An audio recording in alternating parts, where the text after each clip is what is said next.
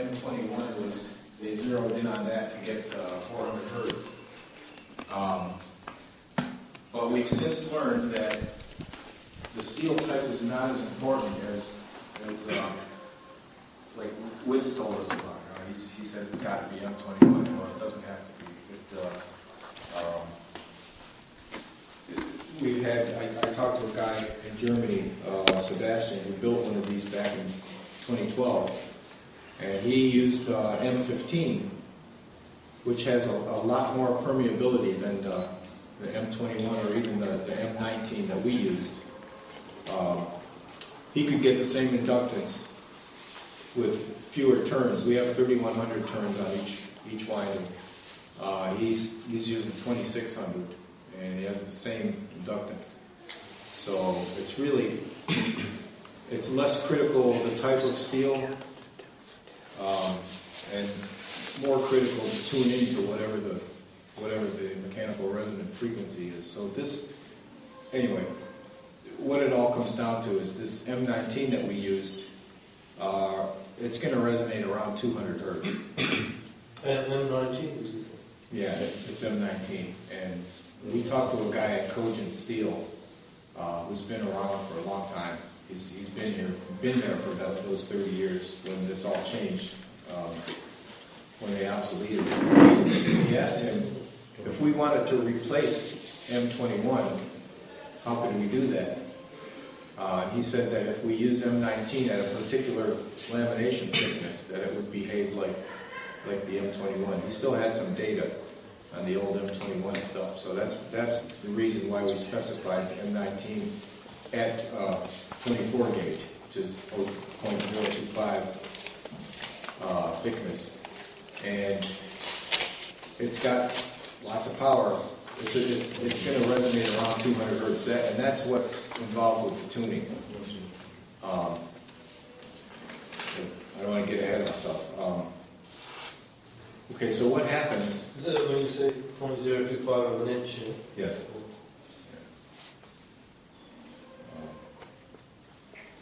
Yeah, I have a European designation for the same stuff. Is there anything in the physical that resonates at 200 hertz that we could identify it with? Well, I'm sure there is. I don't know.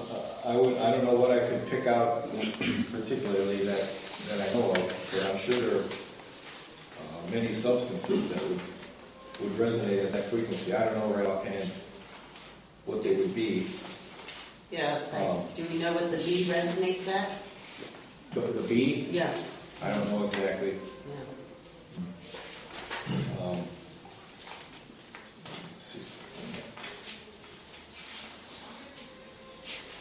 Coaching steel.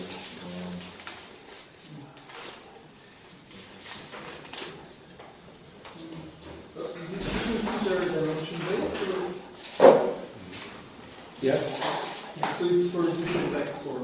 I mean, for these four dimensions. You got these numbers. Yes. Yeah, that's and that's part of why it could be scaled. There's really no limitation on scaling it up or down. The only thing that's going to change is the resonant frequency. Well, and the power. You know, a smaller core is not going to be able to develop as much power as a larger core. But there really is no limit. You know, it could be 200 hertz, 100 hertz. But there's details. Like if depending on the frequency that you're running it has an effect on how much power you're going to have to use from the drive motor to keep it resonating. But it's really not very difficult to keep it resonating. With lower frequency takes more power from the motor.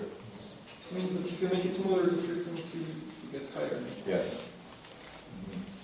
And also, you could build it. You know, if you wanted to do 400 hertz, you could increase the speed. 200 hertz is going to be right around 3,000 RPM, and you could go 6,000 and double that frequency. But if you build this machine for 6,000 RPM, it's going to be a little different because it's harder to, you know, to maintain that RPM, more like a high-speed motor or generator. But 3,000 is easy. You know, that's not very difficult to build it with that's a low RPM for a motor or a generator. So that's, you know, that's part of why it's designed the way it is. On the steel. So is it right that the mechanical resonance of the core must be matched with the electrical resonance of the oscillator? Yes. And if you match these two, then you have the effect we want to have. Yes, that's the way it works. And I can't find that steel number right now. Anyway, we'll get it later. But yes, and what happens is, starting from the beginning, you just have a big tank circuit, a big tune circuit with the two 3100 turn coils are in series, and you connect the two starts together. And the reason you do that is to keep the voltage level on the core as low as possible. Because if you connect the starts together, you can only have half of the total voltage at the bottom of the coil. So that's for safety mostly that's done. But also, you have to make sure that the two windings are opposed, that the winding direction is opposed. One clockwise, one counterclockwise. It doesn't matter which one, but they have to be opposed. And we tested that, and if you move the other way, there's no output. So, yeah, it's really amazing. But what happens is, it's really quite fascinating. You know, a tank circuit or a tune circuit, you have to add a little bit of energy to get it oscillating. And it's really just an inductor and a capacitor. It's a big inductor. This thing is like the total inductance is about 27 henries. That's a lot of inductance. And what you're doing is, it's just a tank circuit sitting there. But when you start moving that rotor, you're changing a parameter of the tuned circuit. And it's described, it's a known effect, parametric oscillation. And what you're doing is you're varying a parameter, and that parameter is the inductance. You're varying it by varying the amount of steel. So when your rotor's aligned, it's 27 henries. When it's unaligned, it's about 11. So there's a big change, and you have 4 changes per revolution. So what happens is, when you start rotating that rotor, you get to a certain RPM, a small voltage starts to build up just from that mechanical motion. You get a small voltage building up in the tank circuit, and once it starts to build up, it takes off almost instantaneously. It just takes off, and that's the sound you hear in the videos when it starts to go into resonance. And then at that point, you actually have a piezo effect where the steel itself is vibrating, and that boosts the high voltage even more. And it's just amazing. It's like it amplifies itself, and it can be, you develop up to 25,000 volts in that primary, and that's actually the source. As long as you rotate, as long as you're adding mechanical energy in there, it keeps going, it keeps oscillating, and it also has the effect of phase locking. It actually mechanically tries to keep the rotor at the RPM where you're getting your peak resonance. That's really something. And then when you have everything tuned, if you then try to increase the motor RPM, you're actually adding more mechanical energy. It increases the power by deepening the resonance. It actually deepens the sine wave. So, you know, there's a range there.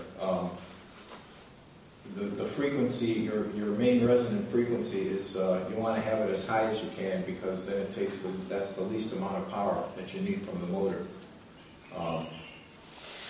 So from that point, you've got they're actually vibrator coils. Witz calls them vibrator coils, and that's the way it works. It's actually vibrating the steel, and that keeps the oscillation going and increases the high voltage. And from that point, it's pretty much a standard transformer action, where you just go from the primary windings into the secondary windings. But the primary frequency is actually half of the output frequency. So if you're, when the output frequency is 200 hertz, the input's 100 hertz. So roughly, it's you know, you can calculate it to a point, but that's where the tuning comes in. It's, you know, you can't calculate it precisely. You have to look with the scope and see where, you know, find the actual power band where you're on the main resonant frequency. There's lots of harmonics. It resonates many different places. So that's why the tuning procedure is a little bit tricky. You have to make sure and actually look at the amplitude of the signal to make sure you're tuned to the main frequency. And we'll do that. We'll get it put together. Have you done any things using photography or you know, or cameras, heat, to see, to get a picture of the game, of the characters moving in the game? Have you done anything like that yet? Not yet. No. There's actually Yes. Next time, speak a little bit more loud, it's easier to understand them. Please, everybody. Okay. Yeah, you know, when the motor's running, it's producing a field, and you know, we've seen curving photography, you've seen aura cameras, you know, they take to take the photograph of the body. If we could take photographs in whatever way, whatever different ways of doing that, to see what patterns the field's producing, you know, whether it's in heat, whether it's in shape. This would be an interesting thing to look at. Yeah, it would be. And when it's operating, you can actually see a corona. If you turn the lights off, you can see a corona. Yeah. All the high voltage leads. This is possible. Yeah. Fantastic. Well, the secondary coils, are they stepping the voltage down? Obviously they are, because it's a very high voltage. Yes. So how many turns on the secondary coils? 350. 350 each on coil. each one, and are they in series or separate? They can be either series or parallel. But if you do it parallel, they have to be polarity opposed. Is that with the winding has to be different, you were saying? No, the way you connect them. The secondary is not as particular as the primary. If you use the secondary in series, you can connect the two starts together. But if you want to use parallel, you have to have start, finish. So are there two primary coils? Yes, two primaries and two And they're secondaries. wound oppositely? Yes. Okay. The cymatics. Well, it's fast, isn't it? Yeah, and it's since the primary is in series, it's actually just one big coil and one big capacitor, so it's self-balancing.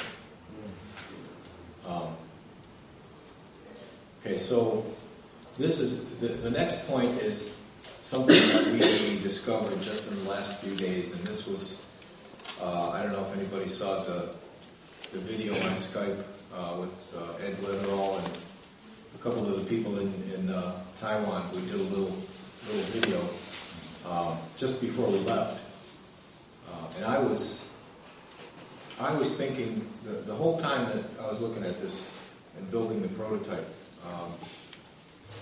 I was assuming that we were looking for 230 volt output or 120, half of that, series parallel, however you wind the secondary. And I was assuming that we could get 40 amps, at 230 volt and 80 amps at 120 volt to get to 10 kilowatts. But actually, that's not at all the way it works. It's a high voltage generator, a high voltage and low current. We were trying to tune it in, and the best we could do was about 5 amps. To generate the core that we had in Taiwan, the insulation was compromised, so we couldn't really. I couldn't get it tuned any higher than about 5 amps. It started arcing to the rotor. Big, loud, boom, boom, to make your ears ring. Very, very loud. So there's a lot of power in that core, which is, and that's actually the key to the whole generator, is how you build that core to withstand the high voltage. So all these things that we're looking at with the insulation system, that's the most important. The more voltage you can withstand, the more power you can get out of it. It's really that, it's very important. So what are the constraints with the insulation? Because the insulation that and this is really a layman's view, I'm not really into insulation. The insulation looks very thin, so is it necessary to have it as thin as possible, but as highly insulated as possible? Yes, well, the type of wire, you have to use the very best insulation wire, magnet wire, which is what they call inverter duty. It's a special, well, it's not really special, it's just the best. It's the top tier of insulation that's available on magnet wire. 30 years ago, several companies made this stuff. But now there was only 2 that I could see, that I could find in the U.S. One was Essex, and the other's REA. Those are the company names that make, REA brand is called Pulse Shield, and the Essex is, I can't think of it, probably have it here, Ultra Shield, yeah, and it's inverter grade. ALCAR. Pardon? Ultra Shield. Okay. And then brand names, but it's the very best, 12,500 volts per. That's the withstand capability of the insulation itself, which is about half of what we need. So that's why you have to add. We built it that way, and the one in Taiwan failed. Well, there's other reasons. When you have it tuned properly, the energy from the primary transfers a lot better into the secondary, so the voltage doesn't go as high. And what we did was we turned up the RPM. I don't know how it happened. There's a lot of people running around with screwdrivers, and they had a servo drive motor they were using, a 1 kilowatt servo drive. It wasn't a DC motor like this, so it was a screwdriver adjustment to turn up the speed. And it wasn't tuned, and it got turned up and just shorted out one of the coils. There was 5 turns that we took it all apart to see what happened. And nothing arced to the core. It was within the coil about 1/3 of the way up. There were 5 turns shorted, and we couldn't get an inductance reading on it. So we took it apart, and that's what happened. It actually burned right through. So they took that core to the winding company in Taiwan. And they had a big list of customers, like Siemens and ABB and some of the big guys. But we took it in there, and they added a layer of insulation. They rewound it, put a layer of mylar in between each layer of wire. Then, when we left, this is the condition that the core was in.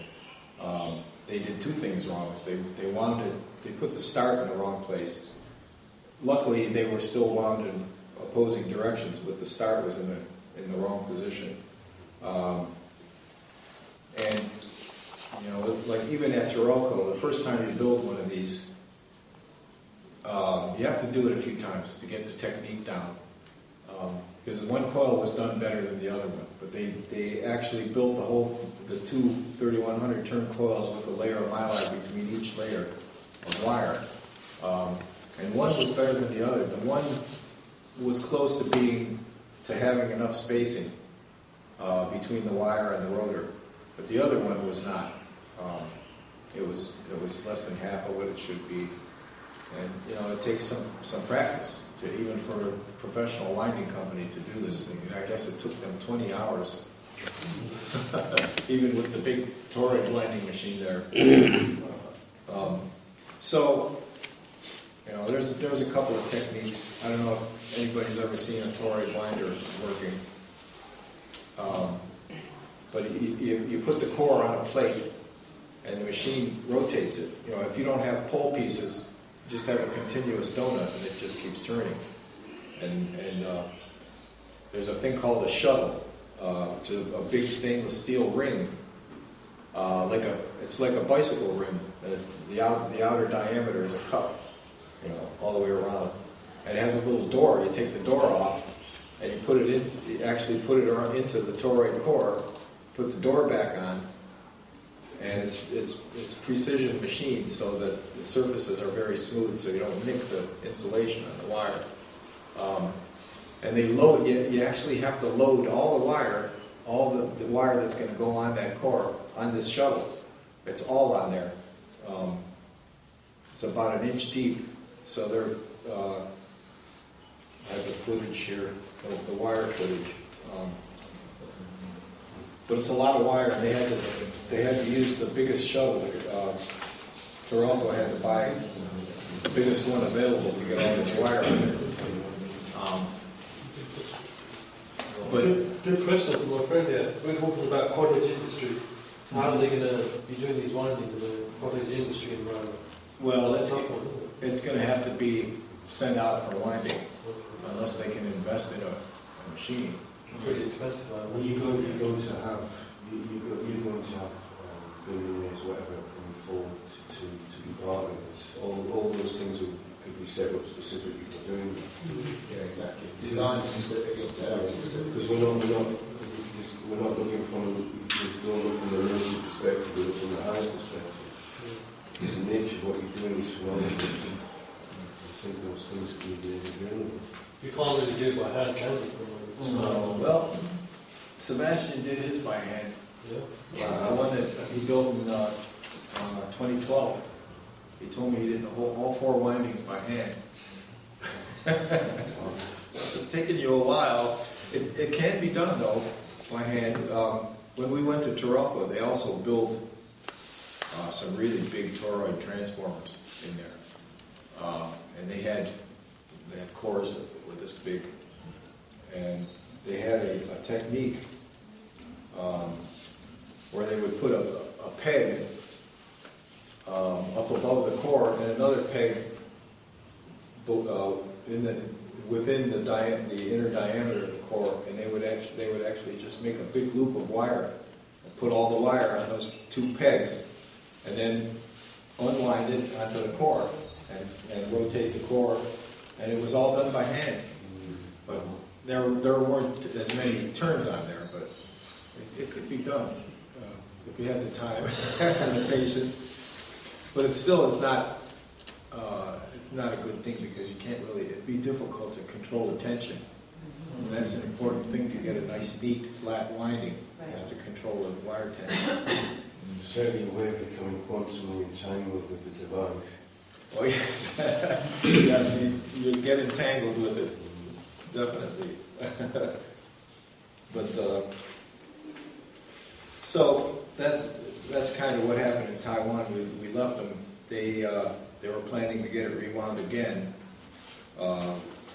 with possibly not using the inner layer of insulation, or at least not in between each layer. Maybe 10 layers and then put insulation, another 10. And it can all be calculated. You have. I think it's 6,200 divided by the maximum voltage, or the maximum voltage divided by 6,200 by the number of turns gives you the voltage per turn. You can calculate, how much insulation you actually need. But we talked to a couple of guys that have done a lot of high voltage transformers and windings, and there's several ways to do it. You could do a bobbin, which they're looking at now. It would have to be a clamshell, like a two-piece, because it's a donut. So you can't get anything on there unless it's two pieces. But they're actually looking at doing a bobbin now. And I know that some of the high voltage windings, you can segment the coil. In other words, you do like 100 turns, and then there's a plastic wall. Do another 100 turns, a plastic wall in the horizontal direction. So there's several ways to do it, but it's looking like for this design, the way this thing works, the best thing to do is not add interlayer insulation, because that makes the coil too big. What you could do is vacuum impregnation, which that doubles the insulation without increasing the size of it. It actually forces the epoxy into the windings. And when it's done right, it doubles the insulation value. So I think that's the way this thing's going to end up, or some form of that. And the bobbin, if you use a bobbin, then you don't have to use tape, any kind of tape on the core. The way we did it, we used mica tape. They have tape that's impregnated with mica, which is, as far as I know, it's the best high voltage insulator that they've been able to find yet. Very old technique, but it still works. So we put 2 layers of mica tape right on the steel, and then a layer of this mylar tape that they had at Toroidal. I got the part number, but it has really good cut-through resistance, this mylar tape. So we put a layer of that on there, and then we made the mica plates to go up against the sides of the pole pieces. So there's actually 4 faces per pole piece, and they each have mica plates on both sides so that the wire can't touch the steel anywhere. But if you had a bobbin, it would take care of all that. You know, you wouldn't have to do any tape wrapping. It's just, you know, it would be encased in plastic. Or you could dip the core in liquid epoxy and, you know, build it up to whatever thickness. Just put the bare steel, dip it in epoxy or insulator, and then you don't have to do any tape wrapping, which is probably a much more efficient way to do it. But really, that's the key to, if you build this thing to withstand high voltage, you can get a lot of power out of it. But what I was getting to, we learned a few things. Once we realized that it was a high voltage generator, a low current, I'm just estimating, because I haven't tested it yet, but I think I don't think you'd ever be able to get more than 10 amps out of it, but maybe 20,000 volts on a secondary. The smaller core. The bigger one. That's the trick. Well, we specified 10 gauge wire, and that's probably not, you know, in looking now that we realize how the thing actually works, it's probably not. You don't need 10 gauge wire. I specified that to, you know, at 40, 10 gauge wire can handle 40 amps. And that was the design goal originally, was to do 40 amps at about 240 to get 10 kilowatts. But now that we realize that it's actually a low current generator, you wouldn't need the 10 gauge. You could use 12 gauge. It probably would be more efficient. But it has to do, when I put the thing together at home, and started increasing the RPM, the output voltage just seems like it keeps going up and up. The more you increase the speed, the more voltage you get out of the secondary. So, you know, if we were to tune it, even 5 amps, you know, if you're getting 5 amps out of it at 2,000 volts on the output, you have your 10 kilowatts. So it makes the interface a little more difficult, interfacing to your house or whatever you're going to power with it. But it can be handled. Like the inverter that we brought will it'll take up to 650 volts DC. And I did some calculations, and I think we would probably be able to run a pump with it. If we put in 600 volts pulsating DC, so it would be, that's probably the maximum that we would be able to put in. But electronics guy like myself, you could modify the input of that solar cell inverter to be able to handle a higher DC voltage, and you could use an inverter. The inverter does all the interface. The one that we brought is a good tie inverter, so all the approvals are done, and you could select the output voltage for 110 or 220 or 50 hertz or 60 hertz, and the approvals are all done, which is important. If you actually use it to run your home. The people, the people that are going to look at it for standards and safety and all that is already all done. Or you could use a line transformer, like in the U.S., the ones that are hanging on the pole, they're built for high voltage, low current, and it would be a perfect way to interface it to use a transformer. You wouldn't even have to convert to DC. Well, it's not much of a conversion, just a rectifier. But I know the windmills, they also use a specific type of inverter for wind power that's very similar to the solar cell inverters, because the smaller windmills use single-phase alternators. That's how they generate the power. The bigger ones have three-phase. And what they do is they just have a three-phase rectifier or a single-phase rectifier and a capacitor bank. So what you get out of there is pure DC. And then they have inverters that you can run that right into the inverter, that DC specifically for wind power. And I could see eventually, you could talk to the company that builds the inverters and have them specifically designed for high voltage DC input, or higher voltage. The higher you can go, the more power you could get out of it.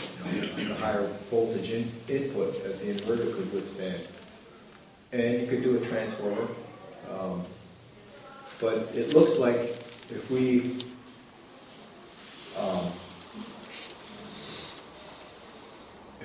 can put in 650 volts, or well, I wouldn't want to go right to the maximum, 600 volts.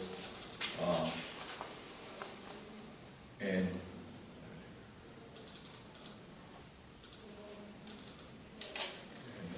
When you're making the device, is it, like in octaves, for instance, so you're saying about producing 10 kilowatts, so if you rewound it in certain ways and did this and that and the other, then you could take it to this octave and then you can get 20 kilowatts, 40 kilowatts, you see, so well, principle work.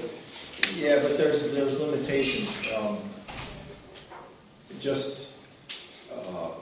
You could do 2 cores, you could do something like that and put them in series, but you wouldn't be able to double the voltage on, like if you wanted to do 50,000 volts, it's not going to happen in that frame size.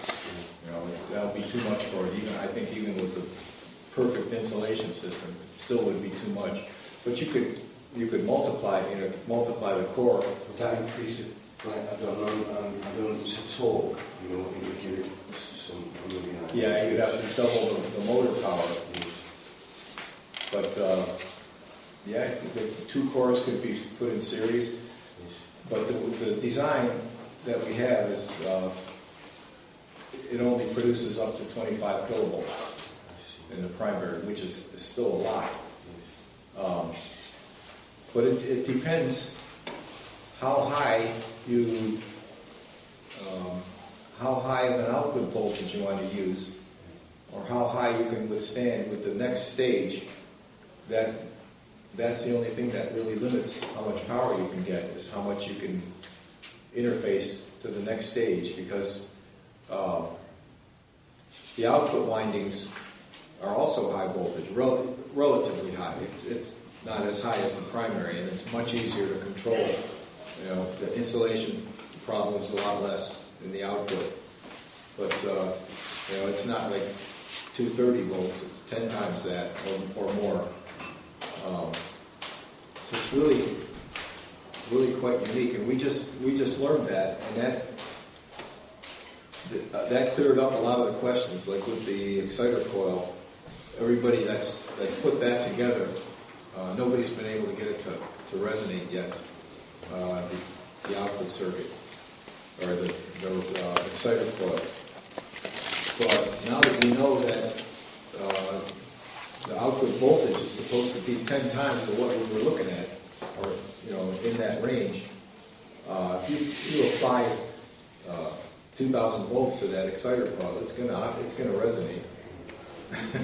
For sure, it's gonna ring like a bell with that much voltage on it. So now that makes sense. So a lot of the missing pieces were filled in when we realized that it's really a high voltage generator, a high voltage low current, and depending on how well you can tune it and how much voltage you can get the core to withstand, you can get even more than 10 kilowatts out of it. So is the constraints on this exponential growth in relationship to finance, or is it in relationship, or maybe also to do with what things are needed that maybe haven't been produced yet, or who bringing in new ways of winding, new ways of insulating things? I'm just thinking, if let's say for instance you had an infinite pot of money, and now I said to you, and I'll say I'm offering you that now, infinite pot of money, could you give me a shopping list, please? Yes, this is what I would like, please. Yes, we could, and that would involve testing. You know, building up the core with this insulation system, testing it, seeing how much you can withstand. If it's not good enough, then you add something or change something and test it again. And you know, each time you rewind it, it's maybe $1,000, $800, depending on where you are in the world. And so let's say you've got infinite resources. That means whatever test equipment you need, whatever machinery you need, whatever, everything all down on the list, everything you can imagine possible, that would be available to you to do everything you can imagine you would want to do. Mm-hmm. This would be. That's really why once we had the raw power and realized how much power was, you know, the potential of this thing, that's why we wanted to release it right away and let everybody develop it. You know, we know it's there. You know, it's and we know what the keys are now. That's what's new. The mystery is gone out of it. James, I think that's a list that needs to be drawn up. Yes, definitely. Yes. With what I'm feeling in my background, I'm really feeling that is the list that needs to be put together. And there's definitely someone we can speak to about that. And the list will get bigger, and we can upgrade it all the time. Yes, yeah. There's nothing to limit the physical scaling. You know, it could be scaled up. You could have 2 or 3 on a common shaft. You could get rid of the belt and pulley and just do a direct drive. Okay. Same shaft as the motor. So we can do that. Yes, we can do that. Yeah, this would be wonderful. Open our thinking. Yeah, many innovations immediately come to mind. You know, this is really a raw prototype. Imagine, I guess, if we make it a little bigger, the resonance frequency would be lower. So it would take some amount more power to drive it. And more faster. But it still could be, you know, it's really no limiting factor there, except the interface, you know. And electronics could be designed. I can't wait to get one of those inverters and modify the input so that it'll take more input voltage. On this. There's nothing on the shelf right now that's exactly right for this. But we could go up to 600 volts, which is what we're planning to do here. And that would be probably 3,000 watts. And then the motor will take about 700 watts out of that. Because you have to power the motor, that's the biggest load. And then the remaining power, maybe 2,300 watts, 2,500 watts should be enough to run this pump. And that brings me to another question: is who knows about the pump and the pump motor? Because we thought that there was a specific device or a specific pump that we were going to drive while we were here. And I don't know who knows. Can I just suggest another suggestion? Is that as well as being on that list, where we can all contribute to that, is add our skills and our knowledge and awareness, and offer that. We can share, pool our resources of knowledge. Yes. There's a well at Heather's, and I think she's in the process of repairing the pump. Is that what you're talking about? Something to generate? Well, no, this was a community. Right. A pump for the community that they're now the women are actually pulling the water out in pails and putting it in plastic jugs and carrying it on donkeys. We're not sure where that is yet. So somebody must know. And I need to know the motor ratings for the pump. But based on what we have here, if we had 2 inverters, we could double the power. We could put them in series and maybe put them 1,200 volts. But for what we have right here, I think we may be able to do it. This, if we conservatively, if we have 5 amps and 600 volts, that's 3,000 watts. So you subtract the motor power from that. That will drive any inversible pump. We pump our own, on our farm, we pump our own water, and our pump is rated about 800 watts. Oh. And it's a single phase supply, and that pumps 8 bars from about 8 meters depth. And that pumps all the way around the farm to quite a head. Yeah, 800 watts? That's 800 watts. Yeah, we'll do it. We can do that. And that pumps harder than you need. So is there someone in our community that's doing that research? Well, I have to talk to Brian, but as far as I know... I can speak a little bit on that. Okay. The general issue with the water in the community of Ashland is that as the summer comes on, the ability for some houses to get water goes to 0. So about half of the houses in Ashland just have no water during the summer at all.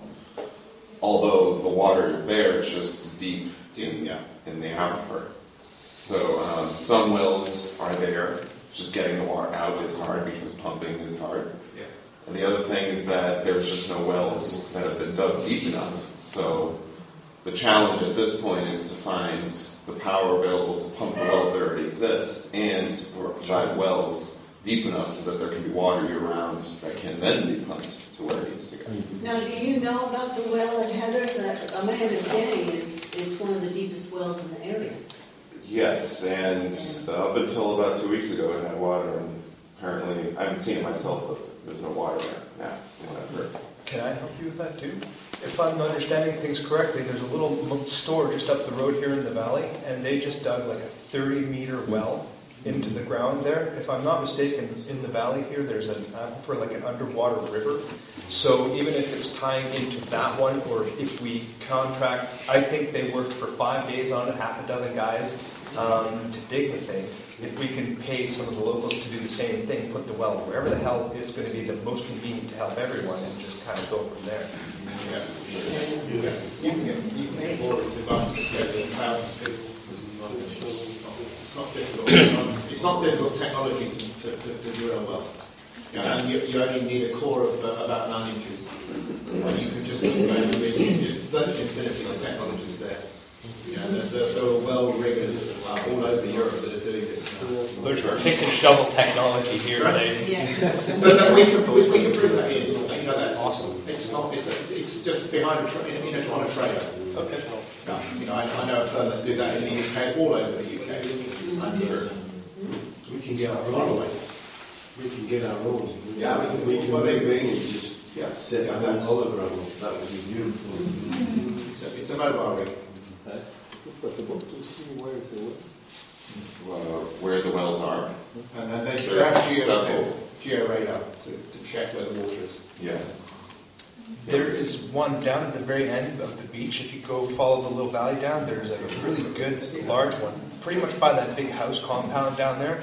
From all the looking around that I've done, it seems to be one of the best wells. It's the lowest in And the water system. is good? Is that I don't know the salty quality of water? the water, but they're using the water out of there. It's pretty close to the sea, so I don't know if it has any salt in it, but I don't think it would. And it seems to be really, really healthy well. There's a lot of water in it. The ones as you come a little further up, they're a little drier. There's some dead ones. The one at Heather's place, it's way far down, and I think she's one of the ones that will have problems as summer progresses. So. And what is the height between the well, the water well, and the higher place you want to bring the water? Difference of high and meter. Pumping is really the issue. I'm not sure too, because that is, I don't know what the water column would be from there to what it would be here, but I know, like I said, the guys that are a little bit up the valley that have there's a little Morocco Telecom sign there, they just dug a huge well, like I said, 30 meters down, a little higher up than we are right now, and they hit the aquifer there, so there's a little guy with a stick that goes around and divides for the water.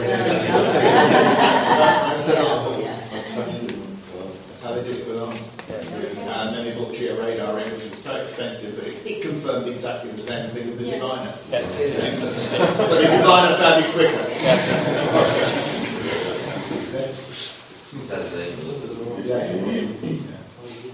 That's an underground. So you know with the 20 drop the water, you're saying the 10 out and 20 voltage, 20,000 volts. Is there such an inverter that can handle that? They will that's the first thing. You can one be made to handle that. Well, that's what I'm saying. That's the kind of things I do with IGBTs and FETs, and I don't, right offhand, I don't know what the limit would be, but I know we could, this one that we have is set up for a maximum of 600 volts input.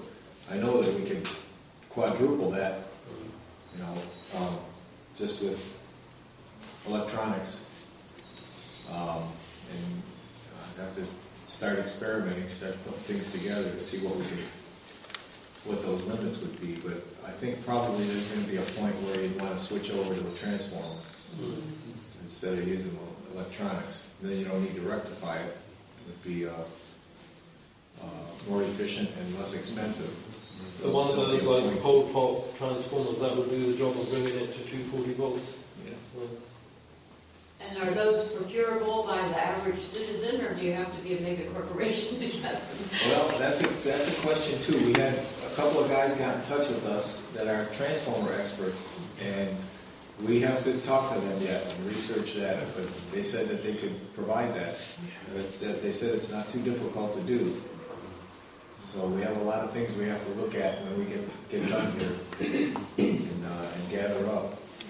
But there's so much potential. Can I share something? When Nikola Tesla went to America, he was on his own, and through synchronicity, things started to move. And he had a difficult time with Edison.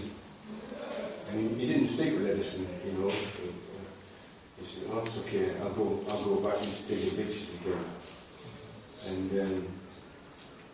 And from that, he arose out of that and he brought this electricity to the world. And somebody was on his own. What I see here, I see Nikola Tesla's spirit in everybody. Not one Tesla, but many. Yeah, he was in the barn with me building this thing. Yeah. I tapped on the door a couple of times. Don't do that. And if you imagine the potential that is here, And everything it can just happen, and everybody's connected to someone else, and it's all in love, all in that resonance. Oh yes, it's amazing. I'm so overwhelmed by, the people that actually showed up. If we were to ask for exactly what we wanted, here you are. You're the ones that have the faith, the vision. You're the ones. This is, I guess it was the right decision, what we did to release it when we did. And you people came, the ones with the faith and vision. And it's just, I had no idea. There's no way I could have imagined this happening. I'm a very private person. I'm not an orator. It's very, like this right here. I don't do things like this. And I can't believe that that's going so well. But I'm not thinking about that. We're all together here, and I just want to share what I've learned. Thank you so much. But James, as Hope said, she uses the phrase, you kick the door open, and really that's what was needed. Yes. And I've heard so many people say that you created a new model by doing that. And that is so profound. So the other side of kick is you also invite it. Yeah. And the gentler reception of that Yes. energy. And a spirit came through not long ago and said to prompt our imaginations, and everyone look around you as though we're on a treasure hunt, and the shaft and the glue will be found. Very good. Very good. I have a couple of really basic questions for the non-engineering minds in the audience. You speak of the primary coil or the primary circuit, or the primary and the secondary. Can you explain that a little bit, or would it be better to just have the core and then you say this is the primary, this is the secondary?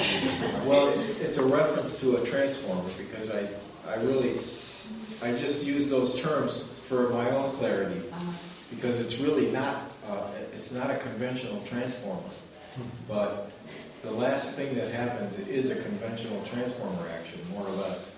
So that's why I've been calling the windings primary and secondary, but really it would be more accurate to say vibrator coils and output coils. Because what they do is they physically produce a piezo action. When you have a mechanical and electrical resonance at the same time, which causes the steel to vibrate. It actually vibrates. The bumblebee effect. Yeah, it's like that, but it's it's a tunable electrical resonance, so you can really zero in on it. It's so electromechanical, more than anything I've ever seen. Everything's involved, right down to the basic type of steel, and how much silicon is in this particular steel, how thick is the lamination. Everything's involved, right from the microstructure of the steel to the voltage that it produces. And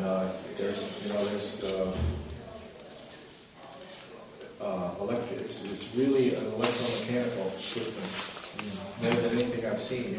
It's everybody talks about iron loss. When you're talking about transformers and motors and generators, iron loss is always one of the biggest things, because you're trying to get the steel to switch as easily with as low losses as possible. That's not really the point here. With this generator, it's the mechanical resonance, the mechanical / electrical resonance. It's not flux transfer as much. The flux transfer term is the last thing that happens. But the first, the primary term is the mechanical electrical resonance. And it took me a little while to change my thinking around. It's amazing thing. So I hope that explains It a doesn't little better. exactly answer it for me, but I think when we have it in front of us, I'll understand it better. So I just wanted to feel into the concept a little bit more, just to hold it, in my space. The other thing that occurred to me, are there technical writers among us? Are there technical illustrators among us that can help document what you're doing so you don't have to stay up till whenever? Yes? Right. You're the writer that we heard was coming, right?